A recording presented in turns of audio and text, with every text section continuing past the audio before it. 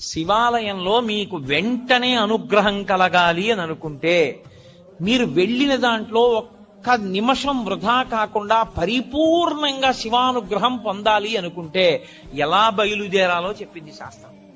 త్రిపుండ్రములను ధరించి బొట్టు పెట్టుకుని పంచ కట్టుకుని ఉత్తరీయాన్ని తీసి నడుముకి బిగించుకుని మీద ఉత్తరీయం వేసుకోకుండా శివాలయం బయటే చెప్పులు విడిచిపెట్టి కాళ్ళు కడుక్కుని కుడికాలు ముందు పెట్టి లోపలికి వెళ్ళి మొట్టమొదట రాజగోపురాన్ని చూసి తర్వాత శివాలయ గోపురాన్ని చూసి అప్పుడు మీరు శివాలయం దగ్గరికి వెళ్ళి నంది దగ్గర మాత్రమే మీరు ప్రదక్షిణాన్ని ప్రారంభం చేయవలసి ఉంటుంది. కాబట్టి నందీశ్వరుడి దగ్గర ప్రదక్షిణాన్ని ప్రారంభం చేసి వెళ్ళేటప్పుడు దేవాలయంలో మహామంటపము, అర్ధమంటపము, ముఖమంటపము అని 3 మంటపాలు ఉంటాయి. ఈ 3 మంటపాలు దేనికి గుర్తు అంటే స్థూల సూక్ష్మ కారణ శరీరములకు గుర్తు. ఈ 3 శరీరములను నేను అధిగమించేటటువంటి అదృష్టం నాకు కలగాలని కోరుకోవడం ముఖమంటపాన్ని మహామంటపాన్ని, అర్ధమంటపాన్ని, ముఖమంటపాన్ని దాటాలి. దాటేటప్పుడు శివాలయానికి ప్రదక్షిణం చేస్తే ఒక్క మారు చేస్తే చాలు, 3 మార్లు చేస్తే విశేషం. ఎందుకని 3 మాటలు? భగవాన్ రమణ మహర్షి ఎందుకు గిరి ప్రదక్షిణం చెయ్యాలి అన్నదానికి చెప్తుండేవారు. అంటే మీరు ప్రదక్షిణం చెయ్యడానికి కాళ్ళు కదుపుతుంటే మీ పాపములు కాలిపోతాయి. మీరు ఏ కోరికతో అలమటిస్తున్నారో ఆ కోరికలు ఇవ్వబడతాయి. మీరు ఏ కోరిక లేకుండా ప్రదక్షిణం చేస్తుంటే అంటే జన్మాంతరములద్దు చేసిన పాపములు కూడా కాలిపోతాయి. ఆఖరి ఊపిరి దగ్గర పాపపుణ్యములు లేని స్థితి కల్పించి మోక్షం ఇవ్వబడుతుంది. ప్రదక్షిణం, అందుకు శివాలయ ప్రదక్షిణం. నేను కాదు, స్కాందంలోంచి సాక్షాత్ భగవాన్ రమణులు చెప్తుండేవారు కూర్చోబెట్టి ఎందుకు గిరి ప్రదక్షిణం చెయ్యాలో. కాబట్టి ప్రదక్షిణం 3 మార్లు చేస్తారు. ఎందుకు 3 మార్లు చేయడం అంటే నేను ఈషణత్రయాన్ని విడిచిపెట్టగలిగిన శక్తిని నాకు ఈషణత్రయము అంటే ప్రధానమైనటువంటివి ధనేష, దారేష, పుత్రేష. ధనేష డబ్బు మీద వ్యామోహం వదలదు, దారేష భార్య మీద వ్యామోహం వదలదు, పుత్రేష కొడుకు మీద వ్యామోహం వదలదు. ఈశ్వర, ఈ వ్యామోహాలన్నీ వెంట పెట్టుకుని ఏం పొందుతాను? పెద్దవాణ్ణి అయిపోయాను, నాకు ఇంకా ఈ వ్యామోహాలు తగ్గించి నువ్వు వాణ్ణి భద్రంగా నువ్వు చూడు అని కోరుకుని తిరిగితే 3 మార్లు దాని చేత వాసనాత్రయాన్ని ఈశ్వరుడు తీసేస్తాడు, ఈషణత్రయాన్ని తీసేస్తాడు. తీసేసిన తర్వాత బలిమంటపం దగ్గరికి రావాలి.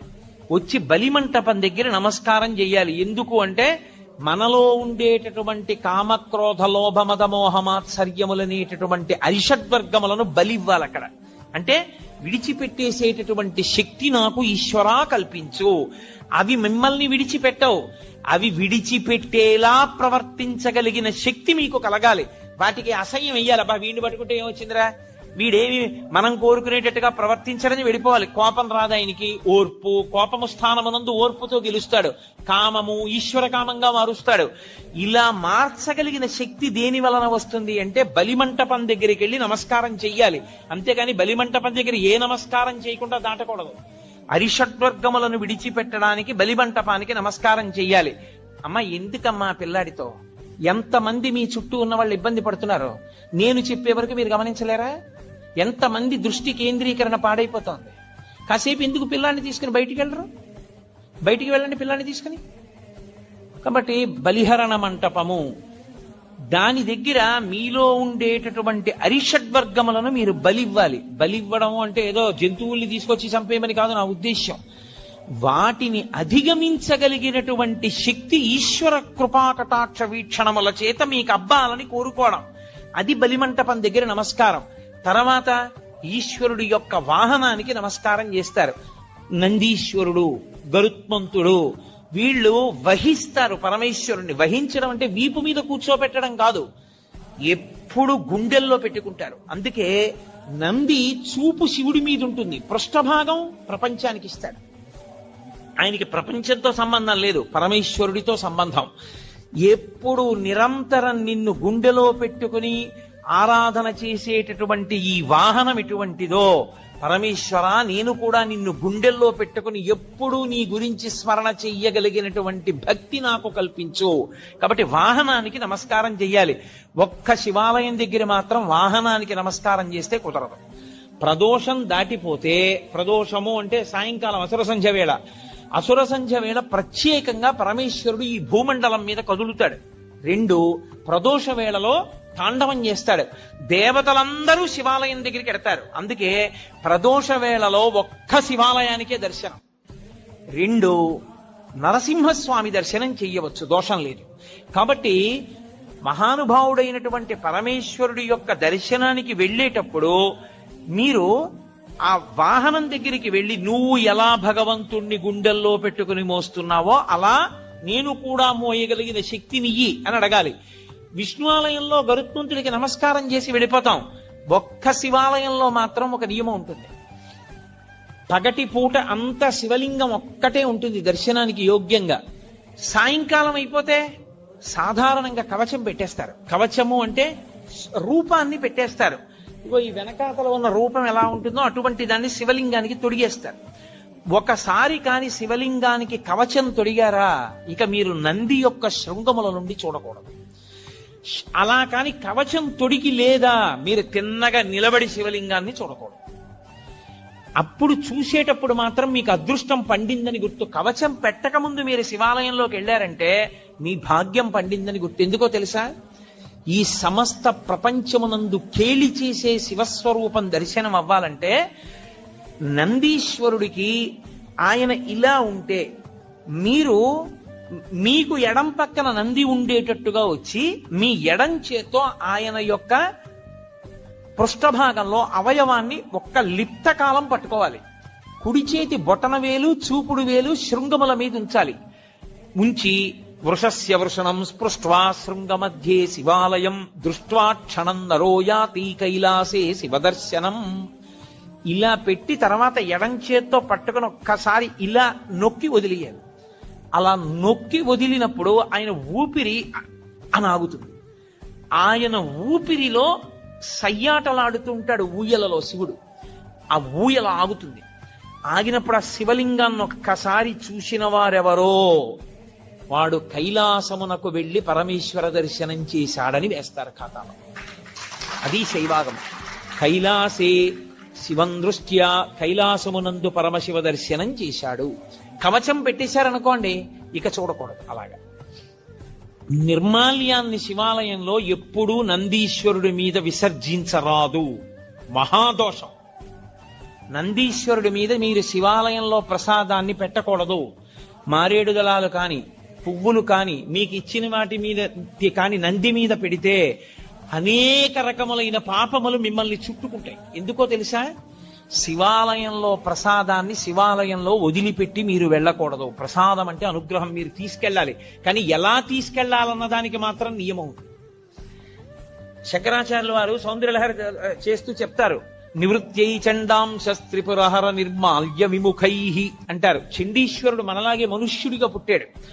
అపారమైన శివభక్తితో శివ కుటుంబంలో ఒకడయ్యాడు. ఆయనకి పరమశివుడు వరం ఇచ్చాడు. లోకంలో ఎవరికైనా సరే నియమం ఒకటి ఉంటుంది. వారి యొక్క ఉచ్ఛిష్టాన్ని, వారి యొక్క శేషాన్ని తినేటటువంటి అధికారం ఎవరిది అంటే భార్యది. మంచినీళ్లు తాగగా ఇంకా నీళ్లు మిగిలితే ఆ గ్లాసు తీసేటటువంటి అధికారము భార్యది. తన విస్తట్లో భోజనం చేసిన తర్వాత మిగిలిన పదార్థాన్ని తినడానికి అధికారం ఉన్నది భార్యయే. ఇతరులకు ఎవ్వరికీ అధికారం లేదు. అలా ఒక్క భార్య తినాలి. పరమశివుడు లోకమునకు మొట్టమొదటి మహానుభావుడు. అయినా కూడా ఆయన చండీశ్వరుడికి ఒక వరం ఇచ్చాడు. నేను తినగా మిగిలినదేదో అది పార్వతి కూడా ముట్టడానికి వీల్లేదు, నువ్వు తింటావు. కాబట్టి నివృత్యై చండాంశ త్రిపురహర నిర్మాల్య విముఖై. అందుకే మీరు శివాలయంలో కొబ్బరికాయ ఇచ్చారనుకోండి, కొట్టి మీకు ఇచ్చారనుకోండి, మీరు దాన్ని ప్రీతితో చూడకూడదు. దాన్ని అలా చేత్తో పట్టుకుని మారేడు దళాలు చండీశ్వరుడి దగ్గరికి వెళ్ళాలి.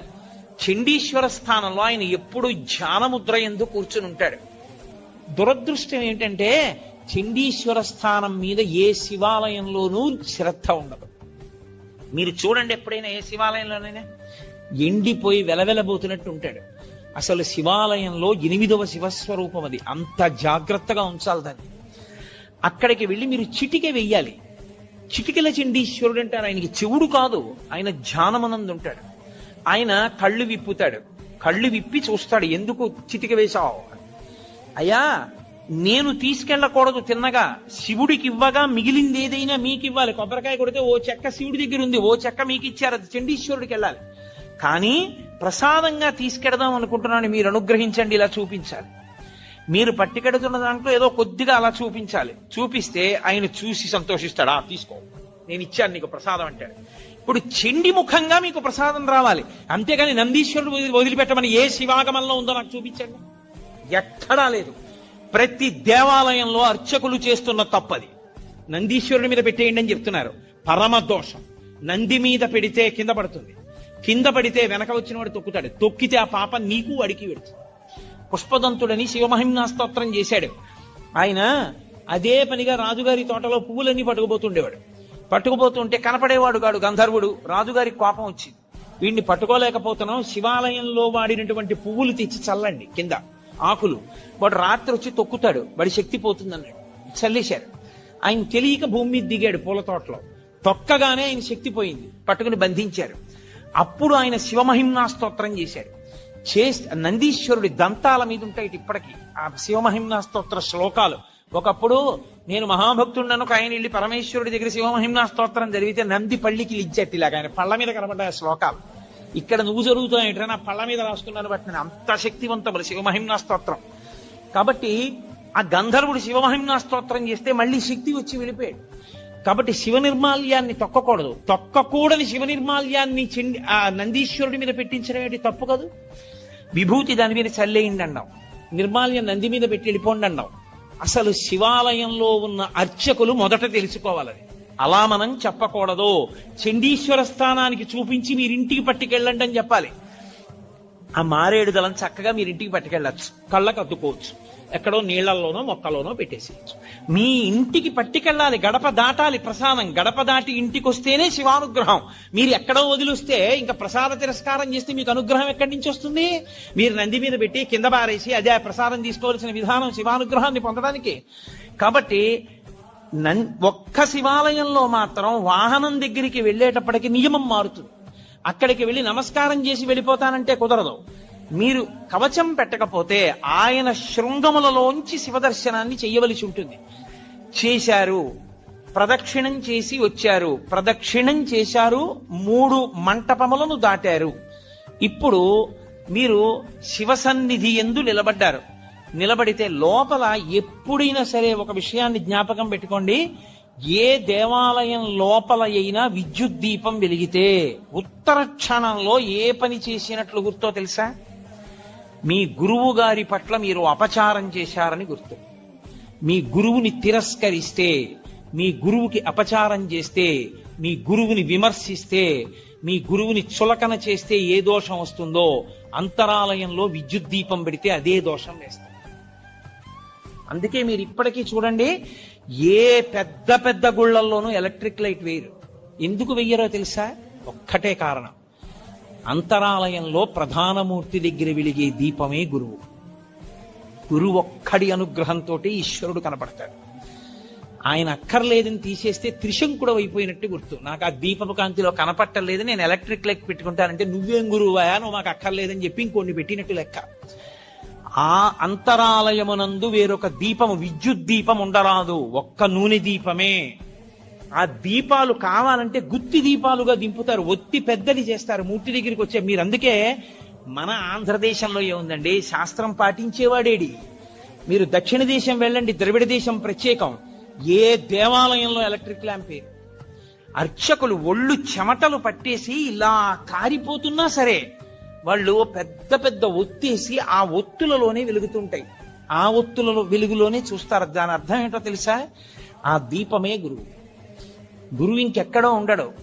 మీ గురువు గారు ఎక్కడున్నారు అంటే అంతరాలయంలో ఉన్న దీపంలోనే మీ గురువు గారు ఉంటారు. ఆయనే గురువుగా చూస్తారు. అందుకే దేవాలయానికి వెళ్ళినప్పుడు ఈశ్వరుడు ఒక్కడే కాదు, గురు దర్శనం కూడా అవుతుంది. ఓ గురువర్య, మీ మాటల వలన, మీ అనుగ్రహము వలన, మీ అనుగ్రహ కాంతులలో నాకు ఈశ్వర దర్శనం అవుతోందని దర్శనం చెయ్యాలి. అందుకే నూనె దీపం నెయ్యి దీపం తప్ప విద్యుత్ దీపం వాడడం అనేటటువంటి మాటే లేదు శాస్త్రాల్లో. అందుకే ఈశ్వర ప్రధానమూర్తిని చూడగానే రెండిటిని మనసులో స్మరించాలి. ఒకటి గురువు, రెండు ఈశ్వరుడు, ఇద్దరిని స్మరించాలి. స్మరించి నమస్కారం చెయ్యాలి. ఉత్తర క్షణంలో మీకు అనుగ్రహం గురువు ద్వారా కృప చేయబడుతుంది. మళ్ళీ దీపపు కాంతి ద్వారానే మళ్ళీ మీకు ఆ కన్నులకు ఆ దీపపు కాంతి ద్వారానే మీకు ఈశ్వర కటాక్షము గురుముఖంగా ప్రసరిస్తుంది. అందుచేత దేవాలయమునందు దర్శన విధి, ఈశ్వరుణ్ణి దాటి వెళ్ళడానికి ఇక ద్వారం ఉండదు.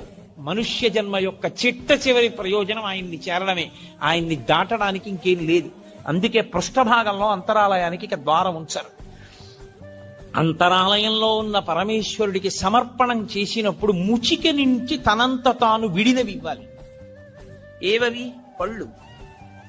కాయ ఇవ్వకూడదు దేవాలయంలో. ఎందుచేత అంటే ఈశ్వరుణ్ణి ఎప్పుడు అడిగినా పండిపోవడం ఒక్కటే అడగాలి.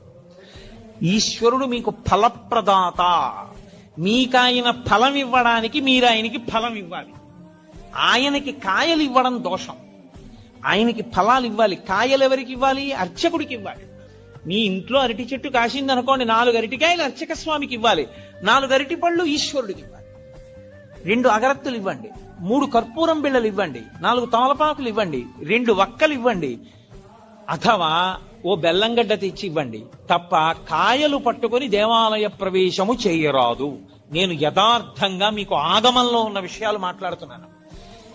అలా ఎవరు వెళ్లి దేవాలయానికి నమస్కారం చేసుకుని బయటికి వచ్చి ఒక్క క్షణం కూర్చోవాలి. కూర్చుని మీరు ఏం చూశారో దాన్ని స్మరించాలి.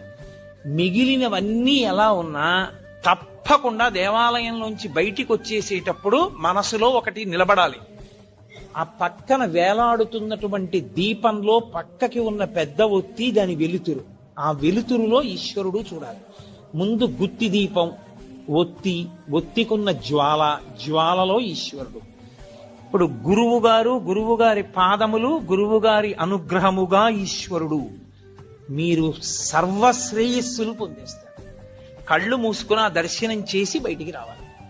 అది ఏ గురువు అనుగ్రహంతో గుడివేపుకి నడిచారో ఆ గురువు అనుగ్రహంతో ఈశ్వర దర్శనం చేసి కృతజ్ఞత చెప్పి పైకొచ్చినట్టు. కాబట్టి ఒక దేవాలయ దర్శన విధి ఈశ్వర దర్శనమునందు తెలిసి చేయి, తెలియక చేయి. నువ్వు వెళ్ళేటప్పుడు శివాలయంలో ప్రదక్షిణం చేస్తూ మెల్లగా ఓం తత్పురుషముఖాయ నమః, ఓం మఘోరముఖాయ నమః, ఓం సద్యోజాతముఖాయ నమః, ఓం వామదేవముఖాయ నమః, ఓం ఈశానముఖాయ నమః అని 5 ముఖాలకి నమస్కరించి నువ్వు చక్కగా మౌనంగా ఆ చండీశ్వరుడికి చూపించి ప్రసాదం పట్టుకుని ఇంటికొస్తే పరిపూర్ణమైనటువంటి శివానుగ్రహాన్ని నువ్వు పొందుతావు. ఆ శివానుగ్రహము వలన నీవు సాధించుకోలేనిదన్నది ఇంకా లేదు లోకం. ఏదైనా సరే నువ్వు పొందగలవు. చిట్ట చివరికి సరే, నాకు అది సభాముఖంగా చెప్పడం ఇష్టం లేదు, కానీ తరువుకొస్తున్న మృత్యువుని కూడా వాయిదా వేయించడానికి శివాగమంలో మార్గం చెప్పారు. అన్ని వేళలా నేను దాన్ని వాడుకోమని చెప్పను, కానీ తరువుకొచ్చేస్తున్న మృత్యువుని కొద్ది కాలం వాయిదా వేయాలంటే సుశిక్షితంగా ఉంటే ఆ శివాలయంలో ఒక అభిషేకం చేసి వాయిదా వేయచ్చు. శివాగమం చెప్పింది. ఖచ్చితం మేం చెప్తున్నాం ఇదే మార్గం, ఇది తప్ప వినా మార్గము లేదని చెప్పేసింది. అంత శక్తివంతము శివాలయం అంటే. ఆ శివారాధన చేసి చేసి చేసి చేసి చేసి శివస్వరూపులైపోతారు. అయిపోయి వారి చేత్తో ఒక పండిస్తే, వారి నోటితో ఒక మాట అంటే, అందున శివతత్వం ఎరిగిన వాడు అభిషేకం చేశాడనుకోండి, ఆ తీర్థానికి ఉండే శక్తి అపారము. ఎందుకో తెలుసా? నా రుద్రో రుద్రమర్చయేత్. రుద్రుడు కాని వాడు రుద్రుడిని అభిషేకం చెయ్యకూడదు. శివతత్వము పరిపూర్ణముగా తెలుసున్నవాడు రమించిపోతూ శివాభిషేకం చేశాడనుకోండి, ఆ అభిషేక తీర్థమునందు శివశక్తి పరిపూర్ణంగా పట్టుకుంటుంది. తజ్జలాన్ అని ఈశ్వరుడికి పేరు. ఆ అభిషేక తీర్థమును నువ్వు పుచ్చుకోవడం అంటే సాక్షాత్ శివానుగ్రహము నీలోకి ప్రవేశించుటయే. అందుకే శివభక్తి తత్పరుడైన వాడు చేసిన అభిషేక తీర్థం, శివాలయంలో అర్చక స్వామి చేసినటువంటి అభిషేక తీర్థం, ఒకటిది భక్తి, వేరొకరిది దీక్ష వలన వచ్చిన శక్తి. ఈ రెండిటిది ఒకటే స్థాయి. అందుకే అభిషేక నాకు తెలిసి గోపాలకృష్ణ గారికి తెలుసు, నేను పేర్లు ఎందుకు చెప్పాలి, ఈ రాష్ట్రంలో ఒకానొక విభాగానికి అంతటికీ హెడ్ చేశాడు ఒక ఆయన, ఒక చీఫ్ ఇంజనీర్. ఆ రోజుల్లో ఉన్న ముఖ్యమంత్రి గారు ఆయన్ని సెలవులో వెళ్ళొద్దన్నాడు. నువ్వు సెలవులో వెడితే నీ ప్లేస్ లో ఎవరినో వెయ్యాలయా, వాడు ఫైల్ ఎలా డిస్పోజ్ చేస్తాడో నాకు భయం, నువ్వు జ్వరంతో ఉంటే ఇంటి దగ్గర ఉండి సంతకాలు పెట్టు, ముఖ్యమైన ఫైళ్లు చూసన్నారు. ఆయన ఇంటి దగ్గర ఉండి వైద్యం చేయించుకున్నారు. 104 జ్వరం, నెల్లాళ్ళైంది, తగ్గలేదు. ఒక గొప్ప శివభక్తుడు, ఆయన పరమ భక్తితో ప్రతిరోజు అభిషేకం చేసుకుంటారు.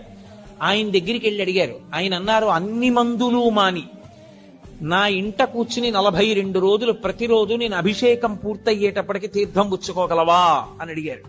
పుచ్చుకుంటానన్నారు. 42 రోజులు పుచ్చుకున్నాడు. ఆయన పూర్తి ఆరోగ్యాన్ని పొంది మళ్ళీ డ్యూటీకి జాయిన్ అయ్యాడు. ఇప్పటికే ఆయన ఉన్నాడు చక్కగా, మా కాకినాడలోనే ఉంటారు. కాబట్టి శివాభిషేకమునందు శివతత్వమును జీర్ణం చేసుకున్న వ్యక్తి పరమ భక్తితో అభిషేకం చేస్తే ఆ శివలింగానికి తగిలి కింద పడుతున్నటువంటి నీటి యందు శివతత్వము ప్రవేశించి విశేష శక్తిని పొందుతుంది. కాబట్టి శివాలయము, శివానుగ్రహము, శివ దర్శనము అంత గొప్పవి. నిజంగా మీరు ఎంత భాగ్యవంతులో మీకు తెలియదు. ఎప్పుడైనా మీరు ఒకటి జ్ఞాపకం పెట్టుకోండి, ఆలయంలో ఉండేటటువంటి ప్రధాన దేవతా స్వరూపం శివుడికి ఎడం వైపుకొస్తుంది. అలా రాకుండా దూరంగా జరిగి ముందుకొచ్చి ఆయనకి అభిముఖంగా చూసిందనుకోండి, విశ్వకుండలిని అని గుర్తు. ఆవిడ కేవలం మీరు ఏ పేరుతో పిలుస్తున్నారో ఆ ఒక్క శక్తే కాదు, ఆమె మిమ్మల్ని ఈడ్చి ఈశ్వరుడి దగ్గరికి తీసుకెళ్ళిపోగలదు, అంత శక్తివంతురాలని గుర్తు. మీకు ఇక్కడ ఉన్నటువంటి ప్రాంగణంలో పరమశివుడు తూర్పుని చూస్తే అమ్మవారి ఇటు పక్కకి రాలా, అమ్మవారు ఇటు తిరిగి పశ్చిమాన్ని చూసి. శారద అంటే విశ్వకుండలిని శక్తి స్వరూపంగా ఉంది. ఏ మహానుభావుడు ప్రతిష్ఠ చేశాడో నాకు తెలియదు కానీ సర్వశుక్ల సరస్వతి, తెల్లగా ఉంటుంది సరస్వతీదేవి. ఆ స్ఫటికం శివుడు, పరబ్రహ్మతత్వం. స్ఫటికం, దానికి ఏ రంగు ఉండదు. మీరు ఎర్ర పువ్వు పెడితే ఎర్రగా కనపడుతుంది. అసలు ఆయన నిర్గుణుడు, ఆయన తప్ప వేరొకటి లేదు. విశ్వము ఆయన యందు ఆరోపింపబడింది. ఆ శివస్వరూపం, ఈ శారదా స్వరూపం ఒకటే. అందుకే వెనక్కి శారదని జరిపారు. ఈ దేవాలయంలో మీరు చేసుకున్న అదృష్టం అత్యద్భుతం ఏమిటో తెలుసా? నవగ్రహ దేవాలయం. నేను మీతో యథార్థం చెప్తున్నా, ఇప్పటి వరకు నేను ఒక్క చిత్తూరు అవతల ఉన్న నవగ్రహ దేవాలయం తప్ప అక్కడ ఉన్న దేవాలయం దీనికన్నా గొప్పది. ఎందుచేత అంటే అక్కడ చెట్టు కూడా ఉంది. ఏ గ్రహానికి ఏ చెట్టు ఉండాలో ఆ చెట్టు కూడా ఉంది అక్కడ. ఇక్కడ అదొక్కటే లేదు. కానీ శివాలయానికి రామాలయానికి వెనక్కి జరిగింది, అసలు అది గొప్ప. ఇక్కడ ఎంతమంది మహానుభావులు ప్రతిష్టలు చేశారో నాకు స్ఫురణలో లేదు కానీ అది చాలా గొప్ప. ఎందుకంటే గ్రహానికి ఈశ్వరుడితో సమాన స్థాయి లేదు. 2 అడుగులు వెనక్కి నడిపించారు. నడిపించి ప్రతి గ్రహం మీద గ్రహానికి సంబంధించినటువంటి గుర్తు, గ్రహానికి సంబంధించిన విశేషం పైన కనపడేటట్టుగా పెట్టి ఆంతరం పెట్టారు. ఎందుకంటే నవగ్రహాలకి లోపలికి వెళ్ళి ప్రదక్షిణం చేస్తే ఇంట్లోకి వెళ్ళకూడదు, కాళ్ళు కడుక్కుని వెళ్ళాలి. అందుకని బయట ఓ ఆంతరం పెట్టి లోపల ఒక ఆంతరం పెట్టారు. గ్రహ ఫలితాలు పొందాలనుకున్న వాళ్ళు లోపలికి ఎడతారు. ప్రదక్షిణంగా వెళ్ళిపోదాం అనుకున్నవాడు ఇంటికి వెళ్ళి కాళ్ళు కడుక్కోలేక్కర్లేదు, వెళ్ళిపోవచ్చు. వెళ్ళిపోవడానికి వీలుగా పెట్టారు. అన్నిటికన్నా గొప్పదేదో తెలుసా? శివాలయం విష్ణువాలయం యొక్క నీడ ఒక్క చోట పడేటట్టుగా ఉండి ప్రదక్షిణం చేస్తే వాడు సాక్షాత్తుగా కాశీ క్షేత్రం లాంటి క్షేత్రాల్లో ప్రదక్షిణం చేయడంతో సమానం. 2 నీడలు పడాలి. మాకు కాకినాడలో ఉన్నాయి అలా 2 దేవాలయాలు. ఇక్కడ విష్ణు స్వరూపం రామచంద్ర ప్రభు, రామచంద్ర ప్రభు యొక్క ఆలయం, ఆ పక్కన శివాలయం 2 ఉన్నాయి. రెండిటి మధ్యలోంచి ప్రదక్షిణం చేస్తారు. శివ దర్శనం చేసి రామదర్శనం చెయ్యాలి. అంత గొప్ప అమరిక. అసలు ఆ కళ్యాణ మంటపం ఒక అద్భుతం. ఆ కళ్యాణ మంటపం మీద 27 నక్షత్రాల యొక్క గుర్తులు. అవి నిజంగా మీరు చూస్తే ధన్యులు. మీ పిల్లలకి చూపిస్తే ఎందుకో తెలుసా? మృగశీర్ష నక్షత్రం ఆకాశంలో ఎలా ప్రకాశిస్తుందో, హస్తా నక్షత్రం ఎలా ప్రకాశిస్తుందో భాద్రపద మాసంలో, అవన్నీ నక్షత్ర శాస్త్రం చదువుతుంటే అబ్బా అలా ఉంటుందా నక్షత్రం ఆకాశంలో అనుకుంటాం. అవి ఎలా ఉంటాయని చెప్పబడిందో 27 నక్షత్రాలు అలాగే చెక్కారు అక్కడ. నేను ఒక రోజు 2 గంటల చుట్టూ తిరిగి చూశాను. 27 నక్షత్రాలని యథాతథంగా అలా పెట్టారు. పెట్టి 27 నక్షత్రాల్లోంచి 12 రాసుల్ని తీసుకొచ్చారు. 12 రాసుల కింద కళ్యాణ మంటపం తీసుకొచ్చారు. నేను పొద్దున్నే అడిగా, ఇక్కడ కళ్యాణం చేస్తారా అని అడిగా. ఆ కింద కళ్యాణం జరుగుతుండగా చూస్తే సమస్త గ్రహదోషములు తిరిగిపోతాయి. అసలు ఆంధ్రదేశంలో అపూర్వమైనటువంటి దేవాలయ సమ్మేళనాల్లో ఈ ప్రాంతం ఒకటి. అందుకే నేను గుంటూరు రావడం అంటే అంత సంతోషంగా వస్తాను. దీన్ని హరిప్రసాద్ గారు కాదు, మీ అందరూ కూడా నడుం కట్టి పరిరక్షించుకోవాలి. చక్కగా ఈ దేవాలయంలో ఉన్న శక్తిని మీ అందరూ కూడా అనుభవించాలి. అనుభవించి దేవతల యొక్క అనుగ్రహాన్ని పరిపూర్ణంగా మీరు పొందగలగాలి. అంత గొప్ప క్షేత్రం, అంత గొప్ప వైశిష్ట్యం కలిగినటువంటి స్థానములు, అటువంటి బిల్వవృక్షం వెనక మేడి చెట్టు, గోశాల, ఇన్ని ఏకకాలంలో ఉన్న దేవాలయం ఎక్కడుంది? అసలు యథార్థానికి నాకు ఇక్కడ వసతి గృహంలో ఉండడాన్ని ఎంతో ఇష్టపడేవాడిని. కారణాంతరముల చేత నాకు కొన్ని చికాకులు కలిగి నేను ఇక్కడి నుంచి వెళ్ళిపోయాను, వేరొక చోట ఉంటున్నాను తప్ప. యథార్థానికి నాకు ఇప్పటికీ మనసులో ఇక్కడ ఉండడమే ఇష్టం. ఎందుకంటే లేచి నాకు ఆ శిఖరాలు చూడడం, ఆ దేవాలయాల పైన ఉండేటటువంటి ఆ కలశలు చూడడం, ఈ ప్రాంగణంలోకి రావడం, శంకరాచార్యుల వారి గుళ్ళోకి ఉత్తరీయం లేకుండా వెళ్ళి ప్రణిపాతం చేయడం నాకు ఎంత ప్రీతిపాత్రములో. కానీ వేరు కారణముల చేత ఇంకొక చోట ఉండి ఇక్కడికి రావలసి వస్తోంది నేను. కాబట్టి అంత గొప్ప ప్రాంగణం ఇది. దొరకమంటే దొరికేది కాదు. నిజంగా శృంగగిరికి పీఠాధిపత్యం వహించినటువంటి మహాపురుషులు అపారమైనటువంటి కారుణ్య దృష్టిని కురిపించారు. చిత్రం ఏంటంటే కంచి కామకోటి పీఠాధిపతులు కూడా ఇక్కడ ప్రతిష్ఠ చేశారు. నవగ్రహాలు అయింది, నవగ్రహాల దేవాలయం. కాబట్టి కామకోటి, శృంగేరి 2 పీఠాధిపతులు కలిపి నిర్మాణం చేసినటువంటి దేవాలయాల యొక్క సమ్మేళనం ఉంది ఇక్కడ.